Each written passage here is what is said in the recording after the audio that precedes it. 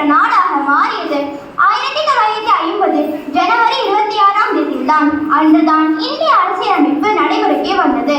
இந்திய அரசியலமைப்பு உலகிலேயே அதிகமான கட்டுரைகளை கொண்டது. பல்வேறு நாடுகளின் சிறந்த அம்சங்களை இணைத்தது ஒரு ஜனநாயக நாட்டின் முதலிடமாக விளங்குகிறது. இங்கு ஒரு அரிதாக அறியப்படும் தகவல், இந்திய அரசியலமைப்பை முழுமையாக எழுதுவதற்கு 2 ஆண்டுகள் 16 மாதங்கள் 18 நாட்கள் எடுத்துக்கொள்ளப்பட்டது. மேலும்